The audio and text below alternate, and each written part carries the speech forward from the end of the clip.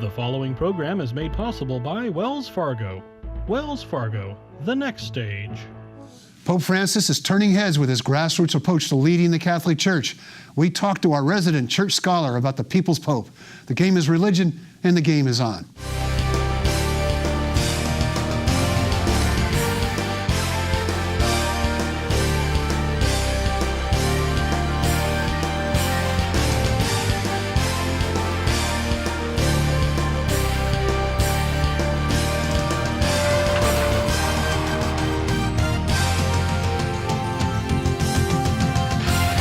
Welcome to the game. I'm Mark Simon.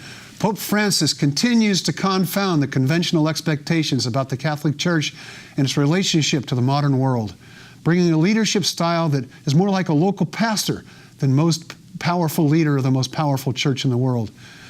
To take stock of all this and try and understand what's going on lately, we turn to our resident expert, Katherine Wolff, editor of the anthology Not Less Than Everything Catholic Writers on Heroes of Conscience, and a leader and activist in the Catholic communities of Stanford and Santa Clara universities.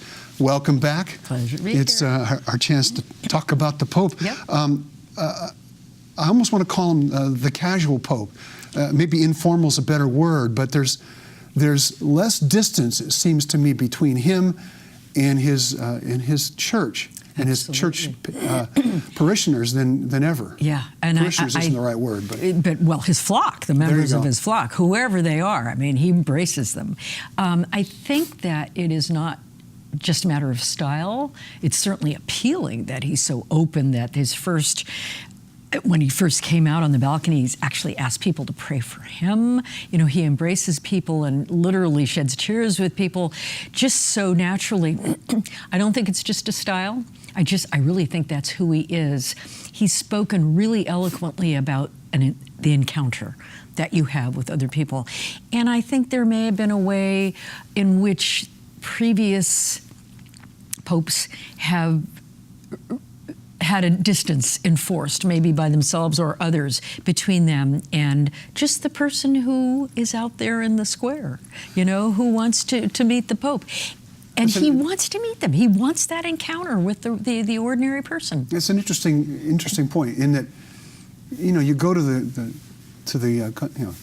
gathering of the cardinals to pick a pope, and you may not go there thinking you're going to be pope. And so I think he did not think that. And so suddenly you are, and I could see a lot of people telling you, well, this is how the Pope does things. And so somebody's saying, oh, I guess I better do it that way. And so it's an interesting sense of his own character that he decided, I'm going to do these things my way. He really is. And we had been talking earlier about an incident in his life when he was rather young and had been a superior in the Jesuits, probably too young, and carried it out in a very rigid authoritarian way, and was sort of sent off for a year or so to kind of think about things. And apparently that was a real turning point in his life. And so thereafter, he became, you know, this bishop who rode the bus and who was always down with the poor people and very much mingling with people. And I think he really he changed at that point, and he says that he did. And so I think he has this kind of confidence. The very first time I saw it was when he came out on the balcony, and one of his attendants came and was going to put this real fancy cloak on him. And he just took it off. Which must we're not going to have that. It must shake up a lot of people who think this is the way we're supposed to do things. Yes, you're supposed to have that cloak on. Yeah. No. Well, it's interesting because he has a lot of confidence that I think stems from knowing who he is and what his role is. Is any of this sort of derived from a sense of humility too, or because he certainly conveys that? Oh yes, and you might think that's paradoxical, but he's so confident and conveys this real humility as well. I think he's a man who is of the Spirit, and I think that he's humble because he knows that what is going on in his papacy is that he is the conduit for the Spirit. And that's what Catholics believe that. And when you say, how does somebody get elected as a pope? Well, the Spirit is supposed to be involved in that process. And I think wonderfully we may have found that the Spirit has a great sense of humor in the fact that Francis was elected Pope. Because I think they wanted somebody who would clean up the Vatican, which really needed to be cleaned up. And he's a capable administrator. And he had really been close to Benedict in the voting the previous round.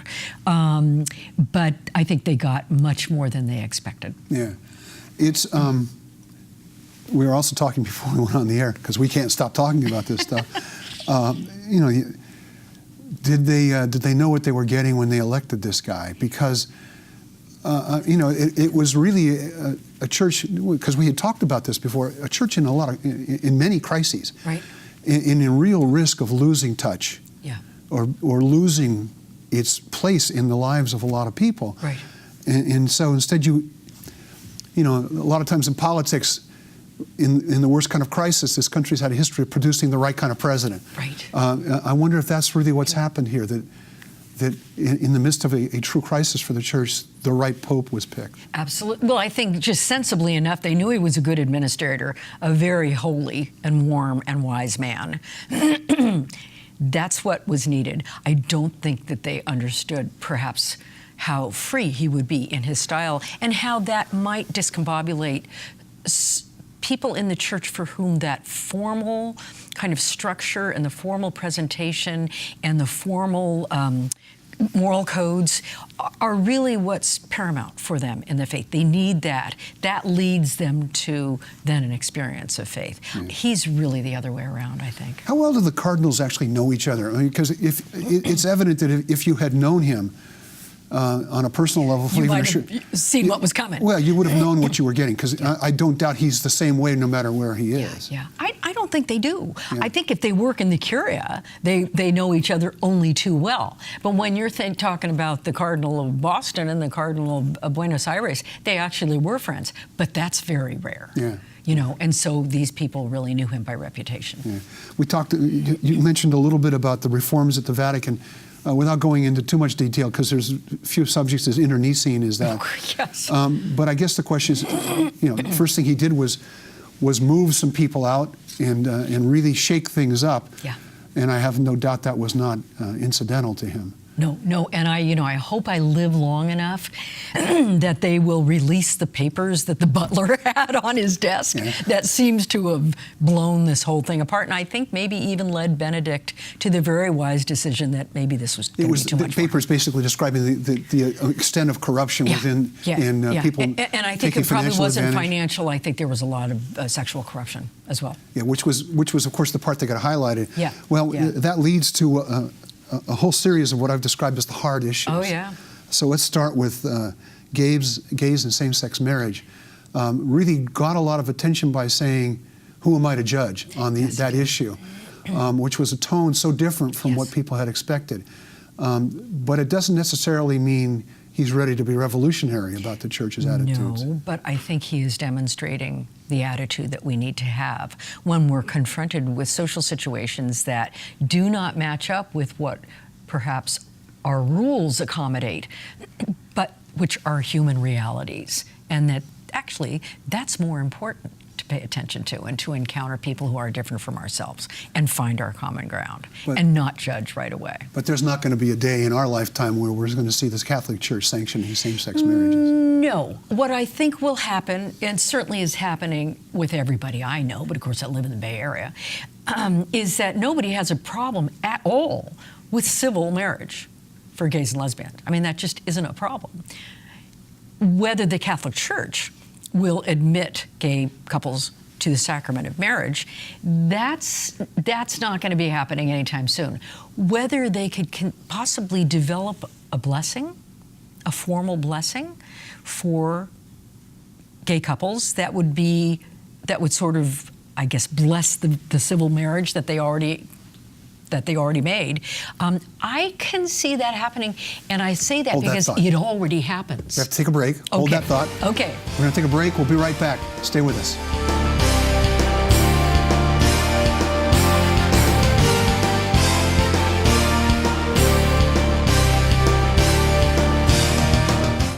It's been over 150 years since Wells Fargo first opened for business. Since then, we've enjoyed your community support, and we're passionate about returning it. Every day, Wells Fargo team members roll up their sleeves and donate their time to organizations and charitable groups throughout the Bay Area. Nationally, we've committed even more. In just the past 2 years alone, we've donated over $70 million to support schools and educational programs. It's a commitment we're proud of. Wells Fargo, the next stage.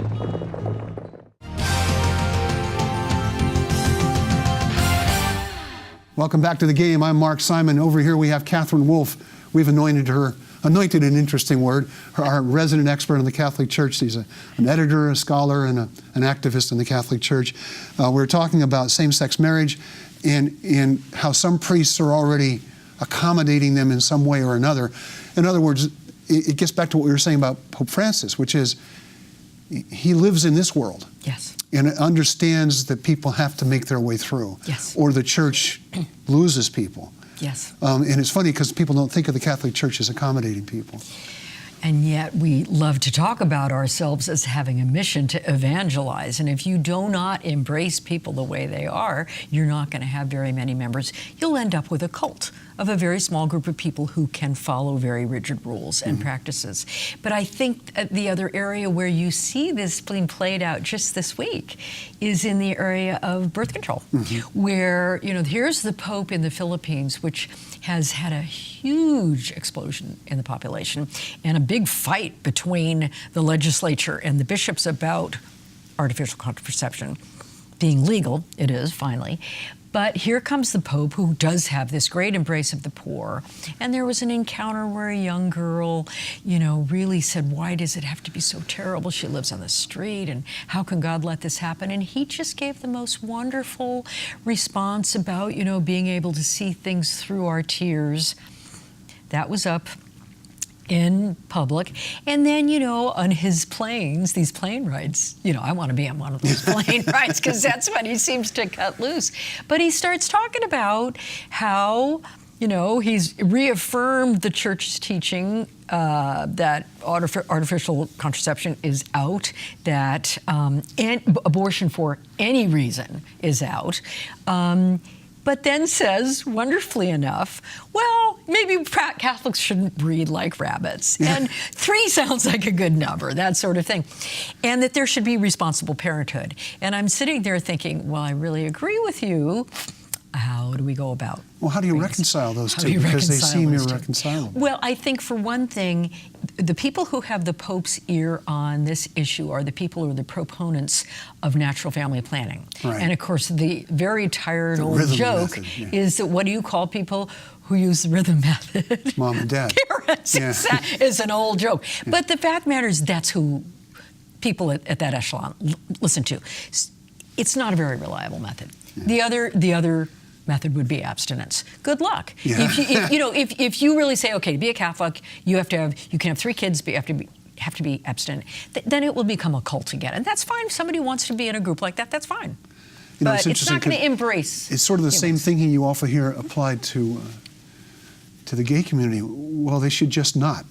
And I can't think of very many human drives that are stronger than the sexual drive. Yeah. And if you define the sexual drive, if you recognize that it is only partially physical, that there has to be now, of course, love and communion going on as well. What we have is someone who's never been married and never had children, giving people advice on how to do both. Yes. And I wonder if women were playing a more prominent role in the church, how that would affect these decisions. He clearly, I think, is someone who thinks women ought to play a more prominent role, but he again stops short of the idea of ordination of women. Yes, and hasn't, although he has said nice things about incorporating women into more positions of authority, he has done nothing at all. And Lord knows there are many, many fabulous women who could walk right in to any number of positions today, and so that hasn't happened. You mean as administrative positions? Sure. Or, oh, yeah. But not religious positions? You can be a cardinal. If you're a woman, you don't have to be a priest to be a cardinal, and you actually don't have to be a man. So there could be that, and there are people who could fulfill that role very well. Does anyone come to mind immediately as somebody who you think would be the most likely person to be a cardinal, a most likely woman? That's different from who I would like to see be a cardinal. The person I think would be a fabulous cardinal is a woman named Lisa Cahill, who teaches at Boston College, who has her entire life been a scholar of the family and of sexuality, and she herself has many children, her own and adopted, and she's just a shining example of somebody who really puts it all together. Yeah. They ought to listen to her. Do you think ordination of women will happen in the lifetime of this Pope? No. I mean, I pray for his health every day. I really do. So I hope he lives a good long time. But no, that won't happen. The system is so deeply charged with misogyny, and so formed from so long ago with this sense of women being so other that I don't think that's going to happen. What could happen? And actually, we had Cardinal Marks at Stanford last week, and I asked him this question. He said, well, we need to declericalize priests and the authority structure of the church. And I suppose there might be a way. What does that mean? It means not glorifying anybody who has a Roman collar. Yeah, and saying that's a role, but there are all these other roles that could be recognized and brought to the fore. And this does seem like a pope who could... He might do that. Who certainly doesn't see himself as a majestic figure. No, he doesn't. And so it might be interesting. It's not when we're talking about this because we talk about issues like gay marriage, birth control, women priests. I think he's playing a much deeper game. Yeah. We're running out of time. No. And we haven't run out of issues. No. The Orthodox faith allows priests to marry. It was the church from which the Catholic Church split off during the Great Schism. Yeah. You see something on that issue happening? Yes, absolutely. So that could happen sooner. Yeah, I wouldn't be surprised if, probably not, I wouldn't be surprised if I saw that by the end of my lifetime. It was only 1,200 that they actually required priests to be celibate. It's not dogma, and we have no priests left. It's just tragic. Yeah, nobody wants to be a priest, and that's got to be one of the reasons, right? And it's a scandal to Catholics that the church authorities would let our sacramental life wither because of this. Let me stop you there. We're going to take a quick break. Stay with us. We'll be right back with Katherine Wolff talking about Pope Francis. Stick around.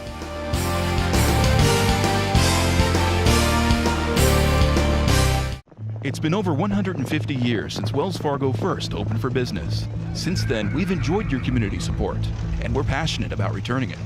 Every day, Wells Fargo team members roll up their sleeves and donate their time to organizations and charitable groups throughout the Bay Area. Nationally, we've committed even more. In just the past 2 years alone, we've donated over $70 million to support schools and educational programs. It's a commitment we're proud of. Wells Fargo, the next stage.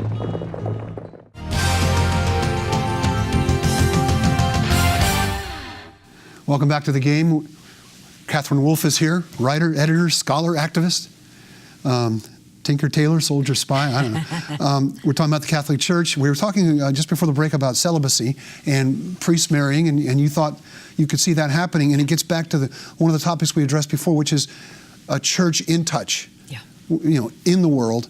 And there was no better example, at least initially, than the Synod of the Family and the survey the parishes were supposed to take, basically, employee satisfaction survey, as it were. Yes, and it was an unprecedented move to have this survey be promulgated in supposedly widely throughout the faithful in preparation to the first meeting of the Synod and the Family. That's a big meeting in Rome of all the bishops.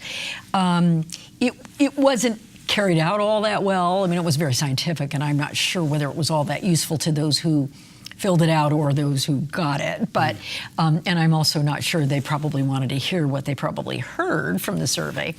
But be that as it may, the fact is, it's extraordinary for the church to even ask. To even ask was stunning. Yeah. So they had the Synod in October, and it was newsworthy.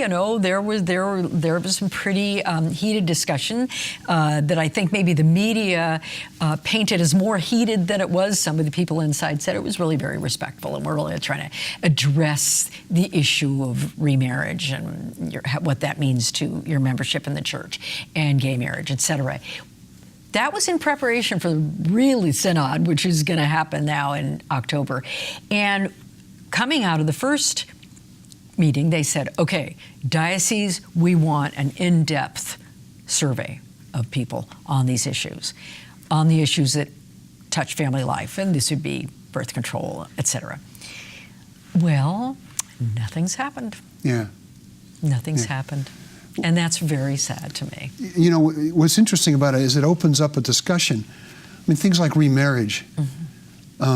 The church has been inflicting pain on people for a long time. Yeah. I mean, people who are in real agony over these issues, like the woman who confronted the Pope, who's living on the street, and what am I supposed to do and remain true to the faith? Yeah. Maybe that's why they didn't want to talk about it. I don't know. Why do you think this just disappeared? I think to a certain extent, they don't have the administrative savvy to actually carry out such a thing. That's actually when they've never asked anybody's opinion before. The first time they do it, they don't know what to do with it. Except there are plenty of lay people who are experts in these sorts of things who could have done it for them right away. Yeah. I think they're worried about opening up. A loss of control? Yeah, I really do. Yeah. I really do. I think they know what they're going to hear. And that if those results really are published and that they don't address the opinions that may be the majority opinions of lay people, or if they address them simply by saying, no, the church has always taught thus and so, that's going to be a very bad position for them to be in. However, I think it's an almost worse position to say, we're gathering people's views, and then not do it, and then claim to be speaking for people. We're going to ask you what you think. We don't want to know, but we're asking you. Yes, exactly. Because we think it looks good to do that. We won't collect the survey, actually. We just had some saints canonized, a couple of popes, and it struck me as, boy, they were on the fast track to sainthood. And normally, I mean, look how long it took Romero to become a saint.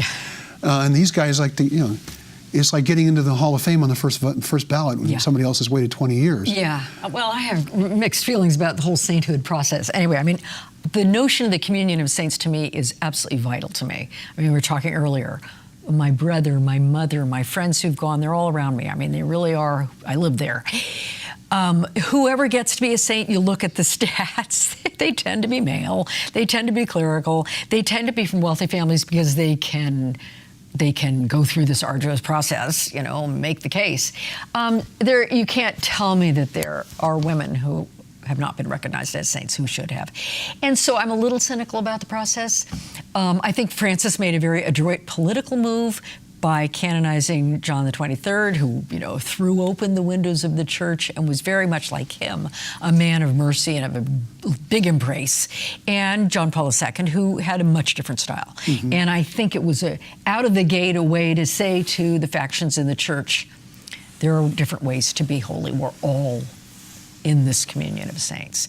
How much of this is truly a political process versus, I mean, if you read the lives of the saints, from 500 years ago, their commitment to their faith was almost incomprehensible. Yes. And what they went through, by the establishment of the time, the physical things that they had to go through, is extraordinary. And it's like the ways they devised to hurt people. Or like themselves, they were all in self-flagellation. Yeah, but like when one of the local emperors decides you're not showing enough fealty, the ways they devised to torture people, they really spent a lot of time thinking these things through. Yes. Yeah. So I mean, a lot of people love Pope John the 23rd, but I'm not sure he had the same sort of experience as some of these other saints. True, but we don't know the other kinds of challenges that he encountered. We do know he had a magnificent impact on the church. To my mind, that's a saintly thing, but I'm for making everybody saint. Yeah. So, you're maybe directly the wrong person. Now, the one that's a couple interesting ones. You mentioned Sarah. Off the show, and he's so Sarah has been problematic. Then you have Oscar Romero, who finally they said he had a miracle, so he can now. He's on the track. He's on the track, and he has been a saint in Salvador ever since he was murdered on the altar, saying Mass. Yeah. I mean, the reach Which really of is a throwback to the old days. It really is. Yeah. And certainly when you look at Uniprocera's life, it was that arduous, single-minded kind of evangelical spirit that to us is kind of hard to understand. But they had really different mindset at that point. Do you think he comes from South America. He's canonizing or preparing to canonize a couple of Latin American sort of figures. I mean, yes, Romero was from Spain, but he really was one of the first people to establish missions in America. Oh, sure, yeah. And then Oscar Romero. Yeah.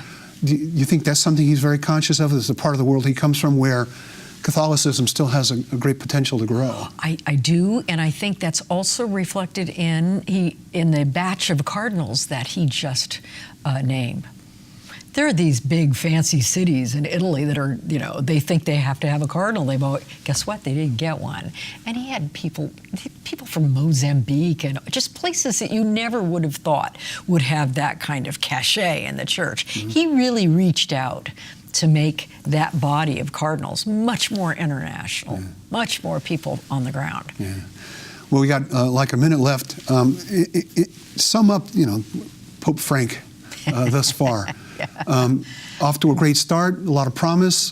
Has some of that promise been fulfilled?